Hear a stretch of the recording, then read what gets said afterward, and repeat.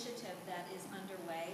And one of the ways that we found that really helps people to be able to wrap their heads around what the standards are asking us to do is to approach our instruction through the lens of a text set.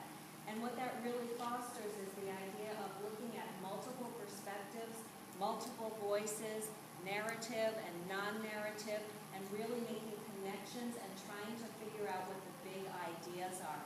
So today we're going to be looking at a number of different texts, and what I would like you to do is to kind of bust open your idea of what a text is, not just words on the page, but there are other ways of looking at that concept of text.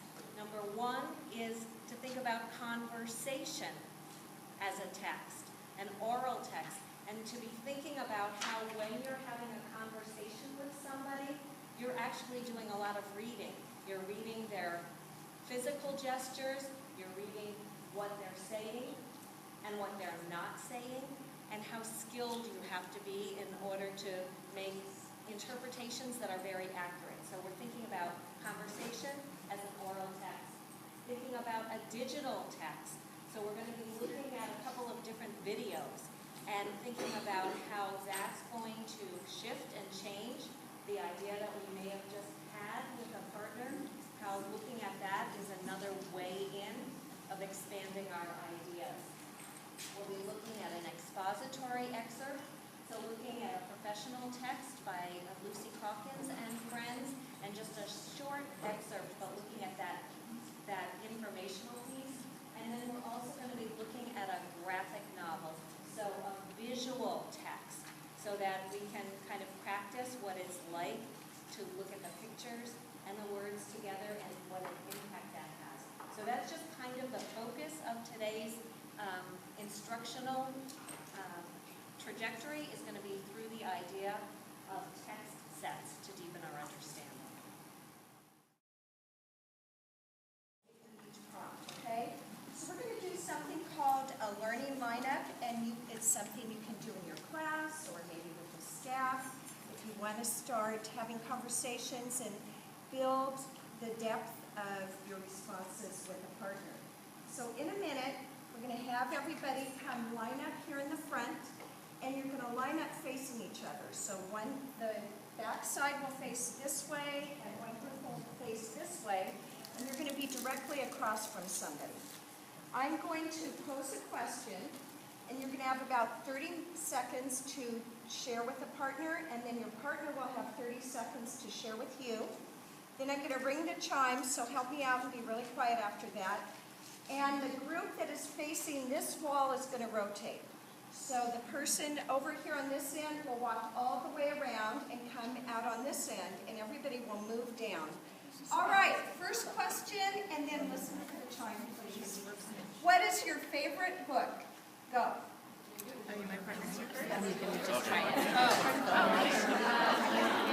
Next question. What do you like to do in your free time? Go. In my free time. Share a positive school experience you've had. A what? I'm sorry. A positive school experience you've had. As a teacher. Oh, it doesn't matter. It doesn't matter. Go. A favorite family tradition. Favorite family tradition. Share a time, if any, when you were surrounded by people who did not speak your language or look like you. Go.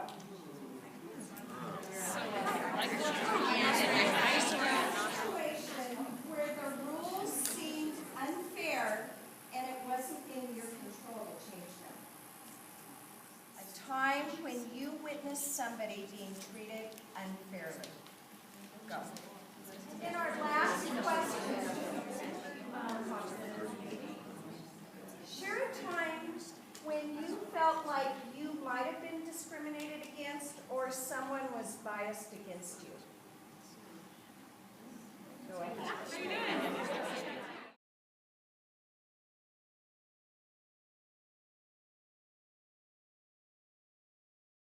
Cultural proficiency and maybe some of our own biases, but it's also a strategy that you can take into lots of other areas of your life.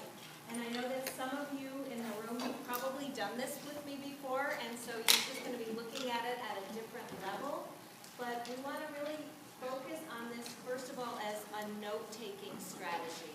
So one of the things that we want to think about is what a text says, and remember, a text can be an oral text, or a digital text, or an informative text, or a narrative text. There's lots and lots of different ways to think about text. So we want to think about what it says, and then we want to push to a deeper level of critical thinking by asking, what does that mean? So kind of do some inference work. And then we want to take that to one more level, which is, why does that matter? And that's probably the hardest work to do. This is from the work of Sheridan Blau, and it's made its way into lots and lots of different arenas over the past few years. But I want to give you a couple of examples. Back during the first go-round of the presidential election, when they were having those, I can't think of the name of it now, you know when it starts in New Hampshire, the primaries. Okay, so they were having the first primary, and I was listening to the radio, and a reporter was asking a woman, and you could tell just by the timbre of her voice that she was an elderly woman outside of a little elementary school where she had just voted in the primary. And he said to her, well, who did you just vote for? And she said, Mitt Romney, of course. Not just Mitt Romney, but Mitt Romney, of course. And so he pushed her a little bit, and he said, oh, of course, and why do you say that? And she said, he just looks like the president. And so I was thinking about that, and I thought, okay, so what did she say? She said, Mitt Romney, of course. He looks like the president. And so that got me thinking. And I said, so what does that mean? There's lots of different inferences that could be in that statement, and I don't presume to know exactly what she meant, but I'm guessing that she might have meant, he looks like the president because the president should be tall and white and well-groomed and have lots of good hair. I mean, that's what she could have been meaning by that, right? And then if I want to take it to a deeper level and think about, okay, so that's what she said, and that's what I think she might have meant, why does it matter? And then it takes on a more universal tone, right? Because it could mean that that sets a limit on the pool of potential candidates. Because if people are thinking that a candidate should look a certain way, that precludes a lot of other people getting into the ring. And so then we can take it even a step further and think, so what does leadership look like? And do we have preconceived notions of what a leader looks like? And what do we do when people don't fit that? So that's kind of a little bit of the trajectory there of saying mean matter. I want to give you another more, maybe a more authentic explanation for yourself. So think about if you were on your campus and you might notice that many of the struggling math students at your campus were African American boys or students of color. Okay, so what the text says, your reading of the text, the situation is that lots of the strugglers happen to be students of color. And so then you might want to say, well, what does that mean? Again, it could mean a lot of things, but we might want to infer that it means that the methods that we use to teach and to test math may result in a disproportionate number of African American boys who are identified as struggling. That's one thing it could mean, right? And then why does that matter? And it matters so greatly because we know that math is a gatekeeper. And so if we're noticing that our strugglers happen to be of one ethnicity, what does that say for getting them college and career ready? So just some things to think about. So as we're working through the day today, this may be one way you want to take some notes. You might want to think about what the text says that we're reading, or what the text that your conversation is, what it says, and then what does that mean, and then why does that matter? Yeah.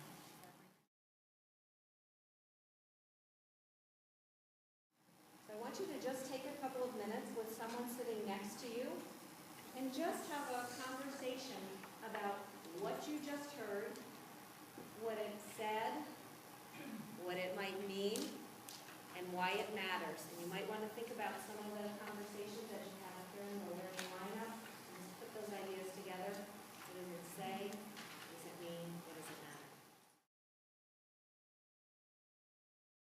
Crossing over activity, and I'm going to read a statement, and if it pertains to you, I'd like you to take a couple steps out in front, turn around, face your colleagues, and then step back, okay?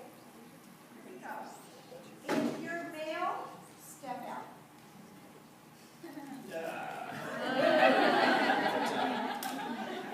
Okay, step back. If you've done volunteer work or community work in the last month, step back.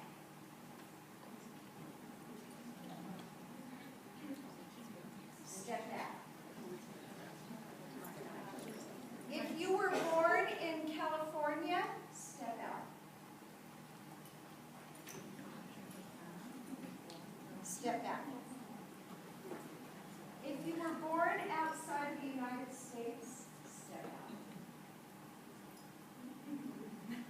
Step back. If your parents were born outside of the United States, step out. Step back. For what? If you've traveled outside of the United States, step out. Step back. If you were raised in a household where English was not the primary language spoken, step out.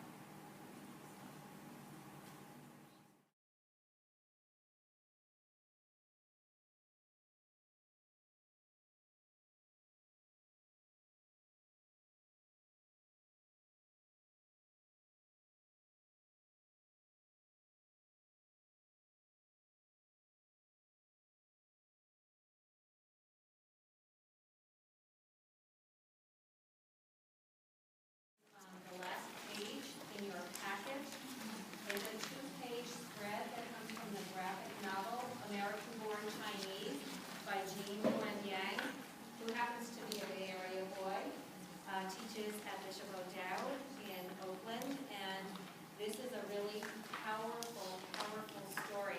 If you are not familiar with graphic novels, let me just give you a quick hint. This is a two-page spread. And you're going to read across and down, across and down.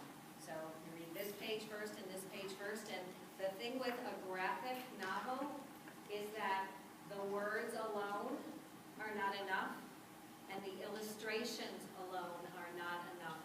They work in tandem, and so to really understand the text in a graphic novel, you have to read them both together.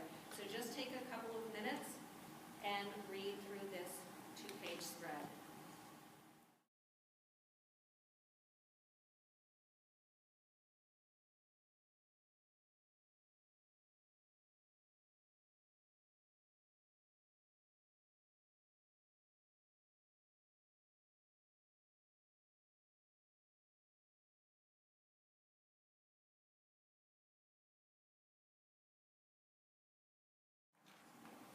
And then we want to leave you with just a different twist when it comes to equity, because we all know that equity isn't just socioeconomic equity or racial equity, but there's gender